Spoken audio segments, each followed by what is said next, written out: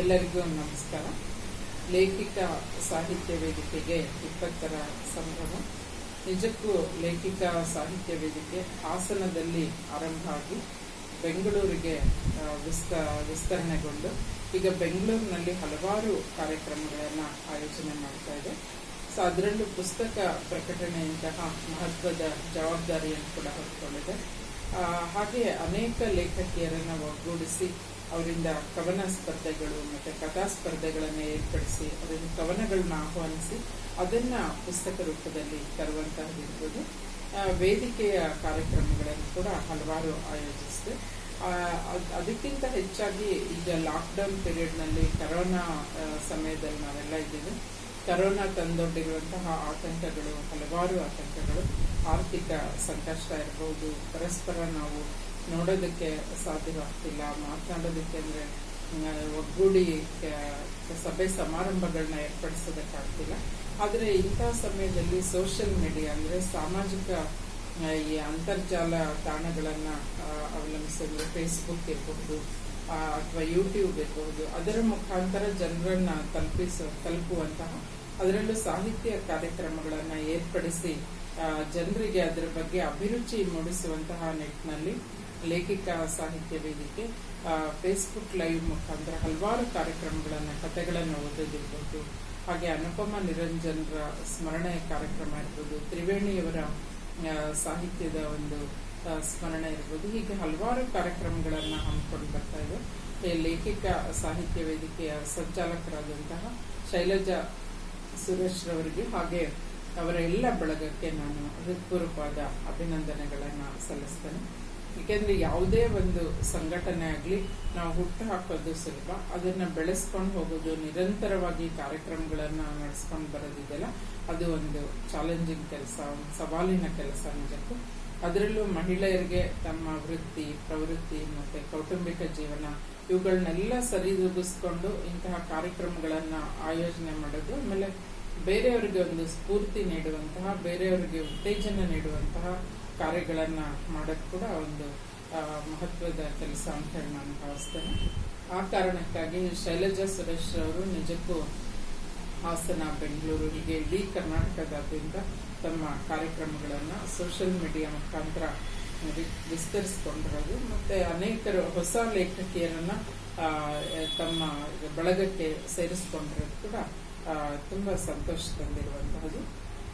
ಹಾಗೆ ಇವತ್ತು ಮಹಿಳಾ ಸಾಹಿತ್ಯದ ಪರಂಪರೆಯನ್ನು ನಾವು ಗಮನಿಸಿದಾಗ ನಾವು ಆರಂಭದ ವೇದ ಕಾಲದಿಂದ ನೋಡಿದ್ರೆ ಗಾರ್ಗಿ, ಮೈತ್ರೇಯಿ ಮೊದಲಾದವರು ಹಲವಾರು ಸಂವಾದದಲ್ಲಿ ಪಾಲ್ಗೊಳ್ತಾ ಇದ್ರು ಅಂತ ಕೇಳಿದ್ದೇವೆ. ಹಾಗೆ ಜಾನಪದ ಸಾಹಿತ್ಯದಲ್ಲಂತೂ ಮಹಿಳೆ ತನ್ನ ಬಿಡುಗಡೆಗಾಗಿ ಅಂದ್ರೆ ಹಲವಾರು ಅವರು ಕುಟ್ಟುವ ಕೆಲಸ, ಬೀಸುವ ಕೆಲಸ, ಹೊಲದಲ್ಲಿ ಮನೆಯಲ್ಲಿ ದುಡಿದು ಹಣ್ಣಾಗ್ತಾ ಇದ್ಲು ಮಹಿಳೆ. ಆಗ ಆ ನೋವಿನಿಂದ ಪಾರಾಗೋದಕ್ಕೆ, ಅದರಿಂದ ಬಿಡುಗಡೆ ಹೊಂದೋದಕ್ಕೆ ಹಾಗೆ ಹಲವಾರು ಹಾಡುಗಳನ್ನ ಮೌಖಿಕವಾಗಿ ಹಾಗೆ ಹಾಡ್ತಾ ಹೋಗಿದ್ದು ಇವತ್ತು ಮೌಖಿಕ ಸಾಹಿತ್ಯವಾಗಿ ನಮ್ಮೆದುರು ನಿಂತಿದೆ. ಹಾಗೆ ಅದರ ನಂತರ ವಚನಕಾರ್ತಿಯರು ನಮ್ಮ ಕಣ್ಮುಂದೆ ಬರ್ತಾರೆ. ಯಾಕೆಂದ್ರೆ ಪ್ರಪಂಚದ ಯಾವುದೇ ಭಾಗದಲ್ಲಿ ಕೂಡ ಮಹಿಳೆಯರಿಗೆ ಇನ್ನೂ ಅಕ್ಷರಕ್ಕೆ ಮಹಿಳೆಯರು ತೆರೆದುಕೊಂಡಿರಲಿಲ್ಲ. ಆ ಸಂದರ್ಭದಲ್ಲೇ ವಚನಕಾರ್ತಿಯರು ಹಲವಾರು ವಚನಗಳನ್ನ, ಅದು ಭ್ರಷ್ಟಾಚಾರದ ವಿರುದ್ಧ ಇರ್ಬೋದು, ಲಿಂಗ ತಾರತಮ್ಯ, ಜಾತಿ ತಾರತಮ್ಯ, ಇವುಗಳ ಬಗ್ಗೆ ಎಲ್ಲ ಪ್ರಶ್ನೆ ಎತ್ತಿರೋದು ವಚನಗಳ ಮುಖಾಂತರ ನಿಜಕ್ಕೂ ನಮಗೆ ಅಚ್ಚರಿಯನ್ನ ಮೂಡಿಸುವಂತ ಸಂಗತಿಯಾಗಿದೆ. ಸೊ ಎಲ್ಲ ವಚನಕಾರ್ತಿಯರು ಕೂಡ ಅಕ್ಕ ಮಹಾದೇವಿಯಿಂದ ಹಿಡಿದು ಚಾಡಮಾಲಿ ಸತ್ಯಕ್ಕನವರಿಗೆ ಅನೇಕ ವಚನಕಾರ್ತಿಯರು ಹಲವಾರು ತಮ್ಮ ವಚನಗಳ ಮೂಲಕ ವಿಷಯಗಳನ್ನ ನಮ್ಮ ಎದುರು ಪ್ರಸ್ತುತಪಡಿಸ್ತಾ ಹೋಗಿರೋದು ಕೂಡ ಬಹಳ ಮಹತ್ವದ ಸಂಗತಿಯಾಗಿದೆ. ಹಾಗೆ ನಮಗೆ ನಂತರದ ಕಾಲಘಟ್ಟ ಅಂದ್ರೆ ಅಕ್ಷರಕ್ಕೆ ಮಹಿಳೆ ತೆರೆದುಕೊಂಡ ನಂತರ, ಅದರಲ್ಲೂ ಬರವಣಿಗೆಯಲ್ಲಿ ಬರವಣಿಗೆಯನ್ನು ಆರಂಭಿಸಿದ ನಂತರ ನಮಗೆ ನಂಜನಗೂಡು ತಿರುಮಲಾಂಬ, ಆರ್ ಕಲ್ಯಾಣಮ್ಮ, ಹಾಗೇನೆ ಸರಸ್ವತಿ ಬಾಯಿ ರಾಜವಾಡೆ, ಇವರೆಲ್ಲರೂ ಕೂಡ ಆರಂಭದ ಮಾದರಿಯಾಗಿ ನಮ್ಮೆದುರು ನಿಲ್ತಾರೆ. ನಂಜನಗೂಡು ತಿರುಮಲಾಂಬ, ಆರ್ ಕಲ್ಯಾಣಮ್ಮ ಇವರೆಲ್ಲರೂ ಪತ್ರಿಕೆಯ ಮುಖಾಂತರ ಹಲವಾರು ವಿಷಯಗಳನ್ನ ಮಹಿಳೆಯರಿಗೆ ಮನೆಗಳಿಗೆ ತಲುಪಿಸಿ, ಆಗಂತೂ ಈಗಿನ ರೀತಿ ವ್ಯವಸ್ಥೆ ಇರಲಿಲ್ಲ, ಅವರೇ ಅದನ್ನ ಬರೆದು ಅದನ್ನ ಧಾರವಾಡಕ್ಕೆ ಕೊಂಡೊಯ್ತಾ ಇದ್ರಂತೆ. ಒಂಥರ ಅಲ್ಲಿ ಪ್ರಿಂಟ್ ಹಾಕಿಸಿ ತಗೊಂಡು ಟ್ರೈನ್ನಲ್ಲಿ ಓಡಾಡಿ ಮತ್ತೆ ಅದನ್ನ ತಗೊಂಡು ಬಂದು ಎಲ್ಲರಿಗೂ ಹಂಚುವಂಥ ಕೆಲಸ, ಪತ್ರಗಳ ಮುಖಾಂತರ ಬರೆದು ಲೇಖನಗಳನ್ನ ತರಿಸ್ಕೊಳ್ಳುವಂಥದ್ದು, ಇವೆಲ್ಲ ಒಂದು ಅವರ ನಿತ್ಯದ ತಮ್ಮ ಬದುಕಿನ ಜೊತೆಗೆ ಇದನ್ನ ಸಂಪೂರ್ಣವಾಗಿ ಇದರ ಜವಾಬ್ದಾರಿಯನ್ನು ಅವರು ನಿರ್ವಹಿಸಿದ್ರು. ಹಾಗೆ ಸರಸ್ವತಿ ಬಾಯಿ ರಾಜವಾಡೆಯವರಂತೂ ಆಗ್ಲೇನೆ ಅವ್ರು ಕೆಲವು ಅಂಕಣಗಳನ್ನು ಕೂಡ ಆರಂಭಿಸಿರ್ತಾರೆ. ಅಕ್ಕನ ಓಲೆ ಅನ್ನುವಂಥ ಅಂಕಣ, ಅದರಲ್ಲಿ ಆಶ್ಚರ್ಯ ಅನ್ಸುತ್ತೆ, ಅವರ ಆರೋಗ್ಯದ ವಿಷಯ ಮತ್ತೆ ಕೆಲವು ಲೈಂಗಿಕ ವಿಷಯಗಳು, ಆಪ್ತ ಸಮಾಲೋಚನೆ, ಕೌಟುಂಬಿಕ ಸಮಸ್ಯೆಗಳು, ಇವುಗಳೆಲ್ಲದರ ಬಗ್ಗೆ ಅದರಲ್ಲಿ ಅವರು ಪತ್ರದ ಮುಖೇನ ಗೆಳತಿಯರಿಗೆ ಉತ್ತರವನ್ನು ನೀಡ್ತಾ ಹೋಗಿರುವಂಥದ್ದು ಕೂಡ ನಮಗೆ ಅಚ್ಚರಿಯನ್ನ ತಂದುಕೊಡುತ್ತೆ. ಆ ನಂತರದಲ್ಲಿ ನಮಗೆ ಡಾಕ್ಟರ್ ಅನುಪಮ ನಿರಂಜನ, MK ಇಂದಿರಾ, ತ್ರಿವೇಣಿಯವರು, ಮತ್ತೆ ಕೊಡಗಿನ ಗೌರಮ್ಮ, HV ಸಾವಿತ್ರಮ್ಮ, ಇವರೆಲ್ಲರ ಸಾಹಿತ್ಯ ಕೂಡ ನಮಗೆ ಮಾದರಿಯಾಗಿ ನಿಲ್ಲುತ್ತೆ. ಏಕೆಂದ್ರೆ ಆಗ್ಲೇನೆ ಅವರು ವಿಧವೆ ವಿವಾಹದ ಬಗ್ಗೆ ತಮ್ಮ ಪ್ರಶ್ನೆಯನ್ನು ಇರ್ತಾರೆ. ಫಣಿಯಮ್ಮ ಕಾದಂಬರಿ ಅಂತೂ ನಿಜಕ್ಕೂ ಅದು ಅಂತಾರಾಷ್ಟ್ರೀಯ ಮಟ್ಟದಲ್ಲಿ, ಅದು ಚಲನಚಿತ್ರವಾಗಿ ಅಂತಾರಾಷ್ಟ್ರೀಯ ಮಟ್ಟದಲ್ಲಿ ಕೂಡ ಪ್ರಸಿದ್ಧಿಯನ್ನು ಪಡೆದರೂ ಕೂಡ ವಿಮರ್ಶಕರ ದೃಷ್ಟಿಯಲ್ಲಿ ಅದು ಹಿಂದೆನೆ ಉಳಿತು. ಹಾಗೆ ಡಾಕ್ಟರ್ ಅನುಪಮ ನಿರಂಜನರಿಗೂ ಕೂಡ ಅವರ ಮಾಧವಿ ಕಾದಂಬರಿ ಇರ್ಬೋದು, ನೆಲೆ ಇರ್ಬೋದು, ಹಲವಾರು ಕಾದಂಬರಿಗಳನ್ನ ಅವರು ಸಾಮಾಜಿಕ ವಿಷಯಗಳನ್ನ ಮಹಿಳಾ ಅಸಮಾನತೆ ಮತ್ತೆ ಮುಖ್ಯವಾಗಿ ಹಲವಾರು ತಾರತಮ್ಯಗಳ ವಿರುದ್ಧ ಅವರು ಬರೆದ್ರು. ಆದರೆ ಅವುಗಳು ಕೂಡ ವಿಮರ್ಶಕರ ದೃಷ್ಟಿಯಿಂದ ಅವು ವಂಚಿತವಾಗಿದ್ವು ಅನ್ನೋದು ಕೂಡ ಅವ್ರ ಮನಸ್ಸಿಗೆ ಸ್ವಲ್ಪ ನೋವನ್ನ ತಂದುಕೊಟ್ಟಿರುವಂತಹ ಸಂಗತಿಯಾಗಿತ್ತು. ಯಾವಾಗಲೂ ಅದನ್ನ ಅವರು ಹೇಳ್ತಾ ಇದ್ರು. ಹಾಗೇನೆ ನಮಗೆ ಇವತ್ತು ಎಲ್ಲ ಲೇಖಕರು, ನಮ್ಮ ಸಮಕಾಲೀನ ಲೇಖಕರನ್ನು ಕೇಳಿದಾಗ ತ್ರಿವೇಣಿಯವರ ಕಾದಂಬರಿಗಳನ್ನು ಓದಿನೇ ನಾವು ಬೆಳೆದ್ವಿ ಅನ್ನುವಂಥದ್ದನ್ನ ನಾವು ಹೇಳ್ತಾ ಇರ್ತೀವಿ. ಹಾಗೆ ಕೊಡಗಿನ ಗೌರಮ್ಮ ಚಿಕ್ಕ ವಯಸ್ಸಿನಲ್ಲೇ ಅವರು ತಮ್ಮ ನಮ್ಮನ್ನು ಅಗಲಿದ್ರು ಕೂಡ ಆ ಕಡಿಮೆ ವಯಸ್ಸಿನಲ್ಲಿ ಅವರು ಬರೆದಂತ ಕಥೆಗಳು ಕೂಡ ಕಡಿಮೆ ಆದ್ರೂ ಕೂಡ ಒಂದೊಂದು ಕೂಡ ನಮಗೆ ಪ್ರಗತಿಪರ ಆಲೋಚನೆಯಿಂದ ಕೂಡಿರುವಂತಹ ಕಥೆಗಳಾಗಿದ್ವು.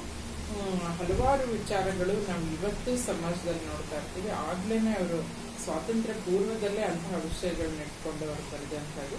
ಆಮೇಲೆ ಮಹಾತ್ಮ ಗಾಂಧಿಯವರನ್ನ ತಾವು ಸತ್ಯಾಗ್ರಹಕ್ಕೆ ಕೂತು ಮಹಾತ್ಮ ಗಾಂಧಿಯವರನ್ನೇ ತಮ್ಮ ಬಳಿಗೆ ಕರೆಸಿಕೊಂಡಂಥವರು ಕೊಡಗಿನ ಗೌರಮ್ಮನವರು.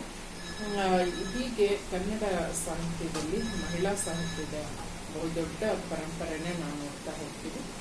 ಇತ್ತೀಚಿನ ದಿನಗಳಲ್ಲಿ ಬರೀತಾ ಇರುವಂತಹ ಲೇಖಕಿಯನ್ನು ನೋಡಿದ್ರೆ ಅದರಲ್ಲೂ ಸೋಷಿಯಲ್ ಮೀಡಿಯಾದಲ್ಲಿ ತುಂಬಾ ಕ್ರಿಯಾಶೀಲವಾಗಿರುವಂತಹ ಅನೇಕ ಗೆಳತಿಯರು ಕಾವ್ಯದ ಮೂಲಕ, ಪುಟ್ಟ ಪುಟ್ಟ ಲೇಖನಗಳ ಮೂಲಕ ಮತ್ತೆ ಜ್ಞಾನಕಥೆಗಳು, ಅಂದ್ರೆ ಸಣ್ಣ ಒಂದು 10-15 ವಾಕ್ಯದಲ್ಲೇ ಒಂದು ಯಾವುದಾದ್ರೂ ಒಂದು ವಿಷಯವನ್ನು ಇಟ್ಕೊಂಡು ಅದನ್ನ ಕಥೆ ರೂಪದಲ್ಲಿ ಹೇಳುವಂತಹದ್ದು. ಸೊ ಇವೆಲ್ಲವೂ ಕೂಡ ಆಮೇಲೆ ಶಾಯರಿಗಳ ಮುಖಾಂತರ ಇರಬಹುದು. ಹೀಗೆ ಹಲವಾರು ಹೊಸ ಹೊಸ ಪ್ರಯೋಗಗಳನ್ನ ಮಾಡಿ ಅವರು ಜನರನ್ನ ತಲುಪ್ತಾ ಇದ್ದಾರೆ. ಮತ್ತೆ ಸಾಹಿತ್ಯ ಬದುಕಿಗೆ ಎಷ್ಟು ಮುಖ್ಯ ಅನ್ನೋದು ಕೂಡ ಅವರು ತೋರಿಸ್ಕೊಡ್ತಾ ಇದ್ದಾರೆ. ಮತ್ತೆ ಇವತ್ತು ಮಹಿಳಾ ಸಾಹಿತ್ಯ ಯಾರಿಗೂ ಯಾವುದಕ್ಕೂ ಕಡಿಮೆ ಇಲ್ಲ ಅನ್ನುವಂಥ ರೀತಿಯಲ್ಲಿ ಬೆಳೆದು ನಿಂತಿದೆ. ಇದು ನಮಗೆಲ್ಲ ಹೆಮ್ಮೆ ತರುವಂತಹ ಸಂಗತಿಯಾಗಿದೆ. ಅದರಲ್ಲೂ ಈ ಲಾಕ್ಡೌನ್ ಪೀರಿಯಡ್ನಲ್ಲಂತೂ ಕೌಟುಂಬಿಕ ದೌರ್ಜನ್ಯಗಳು ಹೆಚ್ಚಾಗಿರೋದನ್ನು ನಾವು ನೋಡ್ತಾ ಇದ್ದೀವಿ. ಲೈಂಗಿಕ ದೌರ್ಜನ್ಯಗಳು ಹೆಚ್ಚಾಗಿರೋದನ್ನು ನೋಡ್ತಾ ಇದ್ದೀವಿ. ಯಾಕೆಂದ್ರೆ ಕುಟುಂಬದ 4 ಗೋಡೆಗಳ ಮಧ್ಯೆ ಮಹಿಳೆ ಹಲವಾರು ತೊಂದರೆಗಳನ್ನು ಅನುಭವಿಸ್ತಾ ಇದ್ದಾಳೆ. ಆದ್ರೆ ನನಗನ್ಸೋದು ನಿಜಕ್ಕೂ ಸಾಹಿತ್ಯವನ್ನ ಯಾರು ತಮ್ಮೊಂದಿಗೆ ಸದಾ ಸಾಹಿತ್ಯದೊಂದಿಗೆ ಇರ್ತಾರೋ ಅವರಿಗೆ ಅಂತಹ ಆ ತೊಂದರೆಗಳಿಂದ ಹೊರಬರೋದಕ್ಕೆ ಸಾಹಿತ್ಯ ಸಹಾಯ ಆಗುತ್ತೆ ಅಂತ ಹೇಳಿ ನಾನು ಭಾವಿಸ್ತೇನೆ. ಏಕೆಂದ್ರೆ ಈ ಅನೇಕ ಆ ಹೆಣ್ಣು ಮಕ್ಕಳಿಗೆ ಬಿಡುಗಡೆಯ ಕೊಡೋದು ಈ ಸಾಹಿತ್ಯ ಅಂತ ಹೇಳಿ ನನಗೆ ಅನ್ಸುತ್ತೆ. ಯಾಕೆಂದ್ರೆ ಓದುವ, ಬರೆಯುವಂತ ಹವ್ಯಾಸ ಇದೆಲ್ಲ ಇದು ನಿಜಕ್ಕೂ ನಮ್ಮ ವ್ಯಕ್ತಿತ್ವವನ್ನ ಗಟ್ಟಿಗೊಳಿಸ್ತಾ ಹೋಗುತ್ತೆ, ಮತ್ತೆ ವ್ಯಕ್ತಿತ್ವವನ್ನ ರೂಪುಗೊಳಿಸ್ತಾ ಹೋಗುತ್ತೆ, ಮತ್ತೆ ನಾವು ಪ್ರಶ್ನಿಸುವಂತ ಮನೋಭಾವವನ್ನ ನಮ್ಮಲ್ಲಿ ಹುಟ್ಟುಹಾಕುತ್ತೆ. ವೈಚಾರಿಕ ಸಾಹಿತ್ಯವನ್ನು ನಾವು ಹೆಚ್ಚು ಓದಿದಾಗ ನಮ್ಮ ನಿಜಕ್ಕೂ ಒಂದು ಪರಂಪರೆನೇ ಇದೆ. ಕುವೆಂಪುರವರ ಕೃತಿಗಳಿರಬಹುದು, ಅನೇಕ ಕೃತಿಗಳಲ್ಲಿ ನಾವು ವೈಚಾರಿಕ ಪ್ರಜ್ಞೆಯನ್ನು ಬೆಳೆಸ್ಕೊಳ್ಳೋದಕ್ಕೆ ಸಹಾಯ ಆಗುತ್ತೆ. ಓದುವಂತಹ ಒಂದು ಏನು ನಮ್ಮಲ್ಲಿ ಒಂದು ಹವ್ಯಾಸ ಇದೆಯಲ್ಲ, ಅದು ನಮ್ಮ ವ್ಯಕ್ತಿತ್ವವನ್ನು ಗಟ್ಟಿಗೊಳಿಸುತ್ತೆ. ಅವರು ಪ್ರಶ್ನಿಸುವಂತಹ ಮತ್ತು ದೂರು ಕೊಡುವಂತಹ ಮತ್ತೆ ಯಾವುದೇ ರೀತಿಯಲ್ಲಿ ಆ ತೊಂದರೆಗಳಿಂದ ಹೊರಬರೋದಕ್ಕೆ ಸಹಾಯ ಆಗೋದು ಕೂಡ ಸಾಹಿತ್ಯ ಸಹಾಯ ಮಾಡುತ್ತೆ ಅಂತ ನಾನು ಭಾವಿಸ್ತೇನೆ. ಆಮೇಲೆ ಕಾನೂನಿನ ಬಗ್ಗೆ ಕೂಡ ಹಲವಾರು ಪುಸ್ತಕಗಳು ಕನ್ನಡದಲ್ಲಿದ್ದಾವೆ. ಕಾನೂನಿನ ಬಗ್ಗೆ, ಅದರಲ್ಲೂ ಮಹಿಳಾ ಪರ ಕಾನೂನುಗಳ ಬಗ್ಗೆ ಸಂಪೂರ್ಣ ಅರಿವನ್ನು ಮೂಡಿಸಿಕೊಳ್ಳೋದು ಪ್ರತಿಯೊಬ್ಬ ಲೇಖಕಿಯರು ಮಾತ್ರವಲ್ಲ, ಪ್ರತಿಯೊಬ್ಬ ಮಹಿಳೆ ಕೂಡ ಅದನ್ನ ಓದಲೇಬೇಕು ಅಂತ ನಾನು ಭಾವಿಸ್ತೇನೆ. ಯಾಕೆಂದ್ರೆ ಹಲವಾರು ನಮಗೆ ಕಾನೂನಿನ ವಿಷಯ ಹಲವಾರು ಸಂಗತಿಗಳು ಗೊತ್ತೇ ಇಲ್ಲ. ಸೊ ಅದನ್ನ ನಮಗೆ ಅದರ ಮೂಲಭೂತವಾದ ಕೆಲವು ಕಾನೂನುಗಳನ್ನು ನಾವು ತಿಳ್ಕೊಳ್ಳೋದು ಕೂಡ ಬಹಳ ಮುಖ್ಯ ಆಗುತ್ತೆ. ಹಾಗೇನೆ ಆರೋಗ್ಯದ ವಿಷಯವಾಗಿ, ವೈಜ್ಞಾನಿಕ ಮನೋಭಾವದ ವಿಷಯವಾಗಿ, ವಿಜ್ಞಾನದ ಕೆಲವು ಸಂಗತಿಗಳನ್ನ ಇದನ್ನು ಕೂಡ ನಮಗೆ ಕನ್ನಡ ಸಾಹಿತ್ಯದಲ್ಲಿ ಕೇವಲ ಕತೆ, ಕಾದಂಬರಿ, ಕಾವ್ಯ ಮಾತ್ರ ಅಲ್ಲ, ಸಾಹಿತ್ಯದ ಜ್ಞಾನ ಶಾಖೆಗಳು, ಜ್ಞಾನ ಶಿಸ್ತುಗಳು ಬಹಳಷ್ಟು ಇದ್ದಾವೆ. ಅದರಲ್ಲೂ ವಿಜ್ಞಾನ ಸಾಹಿತ್ಯ, ಆರೋಗ್ಯ ಸಾಹಿತ್ಯ, ಮತ್ತೆ ಕಾನೂನು, ಕೃಷಿಯ ಬಗ್ಗೆ, ಹೀಗೆ ಹಲವಾರು ಲೇಖನಗಳನ್ನ, ಪುಸ್ತಕಗಳನ್ನ ಅನೇಕ ಲೇಖಕಿಯರು ಕನ್ನಡ ಸಾಹಿತ್ಯಕ್ಕೆ ಕೊಡುಗೆಯನ್ನ ನೀಡ್ತಾ ಇರೋದನ್ನು ಕೂಡ ನಾವು ನೋಡ್ತಾ ಇದ್ದೀವಿ. ಆಮೇಲೆ ಈ ಲಾಕ್ಡೌನ್ ಅವಧಿಯನ್ನ ನಿಜಕ್ಕೂ ನಾವು ಪುಸ್ತಕ ಸಂಸ್ಕೃತಿಯ ಜೊತೆಗೆ ತಳುಕು ಹಾಕೊಳ್ಳೋದು ಒಳ್ಳೇದು ಅನ್ಸುತ್ತೆ. ಯಾಕೆಂದ್ರೆ ನಾವು ಪುಸ್ತಕಗಳನ್ನು ಎಲ್ಲವನ್ನೂ ಓದೋದಕ್ಕಾಗಿರಲ್ಲ, ಕೆಲವು ಕೊಂಡು ತಂದಿಟ್ಟಿರ್ತೀವಿ. ಆದ್ರೆ ಈ ಅವಧಿಯನ್ನ ನಾವು ಪುಸ್ತಕಗಳನ್ನು ಓದೋದಕ್ಕೆ ಮತ್ತೆ ನಮ್ಮ ಮನಸ್ಸನ್ನು ನೋಡುವಂತಹ ಕಲ್ಪನೆಗಳಿಗೆ ಒಂದು ರೆಕ್ಕೆ ಮೂಡಿಸುವ ರೀತಿಯಲ್ಲಿ ಅವುಗಳನ್ನ ಲೇಖನ ರೂಪದಲ್ಲಿ, ಕಾವ್ಯ ರೂಪದಲ್ಲಿ, ಕಥಾ ರೂಪದಲ್ಲಿ, ಕಾದಂಬರಿ ರೂಪದಲ್ಲಿ ನಾವು ಬರೆದಿದ್ದಕ್ಕೆ ಕೂಡ ಈ ಸಮಯವನ್ನ ಸದುಪಯೋಗ ಪಡಿಸ್ಕೊಳ್ಬೇಕು ಅಂತ ಹೇಳಿ ನಾನು ಭಾವಿಸ್ತೇನೆ. ಹಾಗೇನೆ ಇತ್ತೀಚೆಗೆ ನಾನು ಓದಿರುವಂತಹ 2 ಪುಸ್ತಕಗಳ ಕುರಿತು ನಮ್ಮೆದುರು ಹಂಚ್ಕೊಳ್ಳೋದಕ್ಕೆ ಬಯಸ್ತೇನೆ.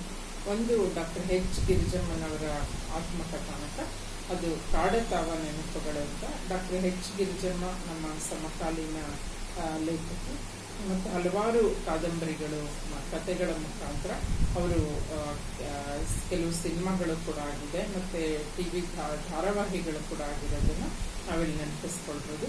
ಆಮೇಲೆ ವೈದ್ಯ ಸಾಹಿತ್ಯದಲ್ಲೂ ಹಲವಾರು ಪುಸ್ತಕಗಳನ್ನು ಅವ್ರು ಬರೆದಿದ್ದಾರೆ. ಸ್ತ್ರೀರೋಗ ತಜ್ಞೆಯಾಗಿ, ಪ್ರಸೂತಿ ತಜ್ಞೆಯಾಗಿ ಅನೇಕರ ಕಣ್ಣೀರು ಹರಿಸಿದಂಥವರು, ಅನೇಕರಿಗೆ ಸಾಂತ್ವನ ನೀಡಿದಂಥವರು, ನೋವಿನಲ್ಲಿದ್ದವರನ್ನ ಅವರ ಮುಖದಲ್ಲಿ ನಗುವನ್ನ ಮೂಡಿಸಿದಂಥವ್ರು. ಆದ್ರೆ ಅವರದೇ ಬದುಕಿನ ಕಥೆಯನ್ನ ನಾವು ನೋಡಿದಾಗ ಕಥೆ ಎಲ್ಲ ಅದು ನಿಜ, ಸತ್ಯವಾದಂಥದ್ದು. ಸೊ ಅವರು ಬಾಲ್ಯದಿಂದ ವೈದ್ಯೆಯಾಗಿ ರೂಪುಗೊಳ್ಳುವವರೆಗೆ ಮತ್ತೆ ವೈದ್ಯ ವೃತ್ತಿಯನ್ನು ಆರಂಭಿಸಿದ ನಂತರ ಕೂಡ ಏನೆಲ್ಲ ಸಂಘರ್ಷಗಳನ್ನ ಅವರು ಅನುಭವಿಸ್ಬೇಕಾಯ್ತು. ಆಮೇಲೆ ಅವರ ವೈವಾಹಿಕ ಬದುಕು ಕೂಡ ಹೇಗಿತ್ತು, ಅವರು ಇಷ್ಟಪಟ್ಟು ಪ್ರೀತಿಸಿದಂತಹ ವ್ಯಕ್ತಿ ಅವರಿಗೆ ಮಾಡಿದಂತಹ ವಂಚನೆ ಇರ್ಬೋದು, ಹೀಗೆ ಹಲವಾರು ವಿಚಾರಗಳು ಅದರಲ್ಲಿ ಅವರು ಮೂಡಿಸಿದ್ದಾರೆ. ಪ್ರಾಮಾಣಿಕವಾಗಿ ತಮ್ಮ ಬದುಕಿನ ಎಲ್ಲ ವಿವರಗಳನ್ನ ಅಲ್ಲಿ ಬಿಚ್ಚಿಟ್ಟಿದ್ದಾರೆ. ಆ ಕೃತಿಯನ್ನ ನಾವೆಲ್ಲರೂ ಓದ್ಲೇಬೇಕು. ಯಾಕೆಂದ್ರೆ ಈ ಲಾಕ್ಡೌನ್ ಅವಧಿಯಲ್ಲಿ ಅದು ಪ್ರಕಟವಾಗಿರುವಂತಹದ್ದು ಕಾಡತಾವ ನೆನಪುಗಳು ಅಂತ. ಹಾಗೇನೆ ಮತ್ತೊಂದು ಇತ್ತೀಚೆಗಷ್ಟೇ ಭಾರತಿ ಹೆಗ್ಡೆಯವರ ಪುಸ್ತಕ ಮಣ್ಣಿನ ಗೆಳತಿ ಅನ್ನುವಂತಹ ಕೃತಿ ಬಿಡುಗಡೆ ಆಯಿತು. ಅದು ಕೂಡ ಕೃಷಿಯಲ್ಲಿ ತೊಡಗಿಕೊಂಡಿರುವಂತಹ ಮಹಿಳೆಯರ ಒಂದು ಸಾಹಸ ಗಾಥೆ ಇದು. ಯಾಕೆಂದ್ರೆ ನಾವು ನಾವು ಕೃಷಿಗೂ ಮೂಲ ಮಹಿಳೆ ಅಂತ ಹೇಳ್ತೀವಿ. ಅಂದ್ರೆ ಕೃಷಿಯನ್ನ ಕಂಡು ಹಿಡಿದಿದ್ದು ಮಹಿಳೆ, ವೈದ್ಯಕೀಯವನ್ನ ಕಂಡು ಹಿಡಿದಿದ್ದು ಮಹಿಳೆ ಅಂತ ಹೇಳ್ತೀವಿ. ಆದ್ರೆ ಕೃಷಿಯಲ್ಲಿ ನಾವು ನೋಡಿದಾಗ ಮಹಿಳೆಯರ ಪಾತ್ರ ಎಲ್ಲೂ ಇರೋದೇ ಇಲ್ಲ. ಸಂಪೂರ್ಣ ರೈತನಿಗೆ ತನ್ನ ಹೆಂಡತಿ ಅಥವಾ ತನ್ನ ತಾಯಿ, ಮಗಳು ಬೆನ್ನ ಹಿಂದೆ ನಿಂತು ಎಲ್ಲ ಕೆಲಸವನ್ನ ಮಾಡಿಕೊಟ್ಟಿರ್ತಾರೆ. ಆದ್ರೆ ಅಲ್ಲಿ ಮುಂದೆ ಬರೋದು ಮಾತ್ರ ನಮ್ಗೆ ಎಲ್ಲೂ ಹೆಣ್ಣು ಮಕ್ಕಳ ಒಂದು ಪಾತ್ರ ನಮ್ಗೆ ಸಿಗೋದೇ ಇಲ್ಲ. ಆದ್ರೆ ಅನೇಕ ಮಹಿಳೆಯರು, ಅಂದ್ರೆ ಪ್ರತಿಯೊಬ್ಬ ಮಹಿಳೆನೂ ಕೃಷಿ ಮಹಿಳೆ ಅಂತಾನೆ ಹೇಳ್ಬೋದು. ನಾವು ಎಲ್ಲ ರೈತರು ಅಂದ್ರೆ ಹಳ್ಳಿಗಾಡಿನಲ್ಲಿ ಶ್ರಮಿಸ್ತಾ ಇರುವಂತ ಎಲ್ಲ ರೈತರ ಪತ್ನಿಯರು, ತಾಯಿಯರು, ಮಕ್ಕಳು, ಹೆಣ್ಣು ಮಕ್ಕಳು ಎಲ್ಲರೂ ಕೂಡ ಸಂಪೂರ್ಣವಾಗಿ ತೊಡಗಿಸ್ಕೊಂಡಿರ್ತಾರೆ. ಸೊ ಕೃಷಿಯಲ್ಲಿ ತೊಡಗಿಕೊಂಡು ಸಾಧನೆಗೈದಂತಹ ಅನೇಕ ಸವಾಲುಗಳನ್ನು ಎದುರಿಸಿದಂತಹ ಮಹಿಳೆಯರನ್ನ ಆ ಪುಸ್ತಕದಲ್ಲಿ ಪರಿಚಯ ಮಾಡಿಕೊಟ್ಟಿದ್ದಾರೆ. ಸಂದರ್ಶನದ ಮುಖಾಂತರ ಭಾರತಿ ಹೆಗ್ಡೆಯವರು ಪರಿಚಯ ಮಾಡಿಕೊಟ್ಟಿದ್ದಾರೆ. ಕೇವಲ ಕರ್ನಾಟಕದಲ್ಲಿ ಮಾತ್ರ ಅಲ್ಲ, ಇಡೀ ಭಾರತದ ಒಂದು ಮಹಿಳೆಯರ ಕೃಷಿಯಲ್ಲಿ ಮಹಿಳೆಯರ ತೊಡಗುವಿಕೆ ಬಗ್ಗೆ ಚಿತ್ರಣ ಅದರಲ್ಲಿದೆ. ಆ 2 ಪುಸ್ತಕಗಳನ್ನ ನಾವೆಲ್ಲರೂ ಓದಬೇಕು ಹೇಳ್ತೇವೆ. ಯಾಕೆಂದ್ರೆ ಪುಸ್ತಕಗಳ ನಮ್ಮ ಬದುಕಿನ ನಮ್ಮ ವ್ಯಕ್ತಿತ್ವವನ್ನು ರೂಪಿಸಿಕೊಳ್ಳುವಲ್ಲಿ ಬಹಳ ಉತ್ತಮವಾದ ಒಂದು ಸಂಗಾತಿಗಳಾಗಿರ್ತವೆ ಅಂತೇಳಿ ನಾವು ಇದಕ್ಕೆ ಹಲವಾರು ಉದಾಹರಣೆಗಳನ್ನ ನಾವು ನೋಡಿದ್ದೇವೆ. ಮಹಾತ್ಮ ಗಾಂಧಿಯವರ ಉದಾಹರಣೆ ಇರ್ಬೋದು. ಅಂಟು ದಿಸ್ ಲಾಸ್ಟ್ ಪುಸ್ತಕ ಓದಿದ ನಂತರ ಅವರ ಬದುಕಿನ ರೀತಿಯೇ ಬದಲಾಯಿತು. ಹಾಗೆ ಡಾಕ್ಟರ್ BR ಅಂಬೇಡ್ಕರ್ ಅವರ ಒಂದು ಪುಸ್ತಕ ಓದುವಂತಹ ಅವರ ಬಹುದೊಡ್ಡ ಹಸಿವು ಇತ್ತಲ್ಲ, ಅದೇ ಅವರನ್ನು ಇವತ್ತು ಸಂವಿಧಾನದ ರಚನೆವರೆಗೂ ಅವರನ್ನು ಕೊಂಡೊಯ್ದದ್ದು ಕೂಡ ನಾವು ಮರೆಯುವಂತಿಲ್ಲ. ಹಾಗೆ ಅನೇಕ ಲೇಖಕರು ಲೇಖಕಿಯರು ಅನೇಕ ಪುಸ್ತಕಗಳು ಹಲವಾರು ಜನರ ಮೇಲೆ ಪ್ರಭಾವ ಬೀರುವುದನ್ನು ನಾವು ನೋಡ್ತಾ ಇದ್ದೀವಿ. ಈ ಸಂದರ್ಭದಲ್ಲಿ ಇಂತಹ ಸಾಹಿತ್ಯದ ಕಾರ್ಯಕ್ರಮಗಳು, ಅದರಲ್ಲೂ ಫೇಸ್ಬುಕ್ ಮುಖಾಂತರ ಮತ್ತು ಯೂಟ್ಯೂಬ್ ಮುಖಾಂತರ ಜನರನ್ನ ತಲುಪ್ತಾ ಇರೋದಿದೆಯಲ್ಲ, ಇದು ಮನೆಯಲ್ಲೇ ಕುಳಿತು ಅವರ ಬೆರಳ ತುದಿಯಲ್ಲೇ ಅವರು ಅನೇಕ ಕಾರ್ಯಕ್ರಮಗಳು, ಅನೇಕ ಉಪನ್ಯಾಸಗಳನ್ನ ಅವರು ಸವಿಬಹುದಾಗಿದೆ, ನೋಡಬಹುದಾಗಿದೆ, ಕೇಳಬಹುದಾಗಿದೆ. ಸೊ ಇಂತಹ ಒಂದು ಉತ್ತಮವಾದಂತಹ ಕೆಲಸವನ್ನು ಲೇಖಿಕಾ ಸಾಹಿತ್ಯ ವೇದಿಕೆ ನಡೆಸ್ಕೊಂಡು ಬರ್ತಾ ಇರೋದು ತುಂಬಾ ಶ್ಲಾಘನೀಯ. ಈ 20ರ ಸಂಭ್ರಮ ಮತ್ತಷ್ಟು ಹೆಚ್ಚಲಿ, ಮತ್ತಷ್ಟು ಉತ್ತಮ ಕಾರ್ಯಗಳು ಮತ್ತೆ ಪುಸ್ತಕಗಳ ಪ್ರಕಟಣೆ ಇರ್ಬೋದು, ಲೇಖಕಿಯರಿಗೆ ವೇದಿಕೆಯನ್ನು ಒದಗಿಸುವಂತಹ ಕವಿಗೋಷ್ಠಿಗಳಿರ್ಬೋದು, ಅಥವಾ ಕೆಲವು ರಚನಾ ಶಿಬಿರಗಳು ಅಂದ್ರೆ ಕಾವ್ಯ ರಚನಾ ಶಿಬಿರಗಳು ಅಥವಾ ಕಥಾ ರಚನಾ ಶಿಬಿರಗಳು, ನಾಟಕ ರಚನಾ ಶಿಬಿರಗಳು, ಈ ರೀತಿಯ ಹಲವಾರು ವೈವಿಧ್ಯಮಯ ಕಾರ್ಯಕ್ರಮಗಳನ್ನು ಲೇಖಿಕಾ ಸಾಹಿತ್ಯ ವೇದಿಕೆ ಹಮ್ಮಿಕೊಳ್ಳಿ. ನಾನು ಕೂಡ ಲೇಖಿಕಾ ಜೊತೆಗೆ ಸದಾ ಇರ್ತೇನೆ. ಮತ್ತೆ ಶೈಲಜಾ ಸುರೇಶ್ ಅವರಿಗೆ ಮತ್ತೊಮ್ಮೆ ಎಲ್ಲ ಲೇಖಕಿಯರ ಪರವಾಗಿ ಹೃತ್ಪೂರ್ವಕ ಅಭಿನಂದನೆಗಳನ್ನ ಮತ್ತೆ ವಂದನೆಗಳನ್ನ ತಿಳಿಸ್ತೇನೆ. ನಮಸ್ಕಾರ.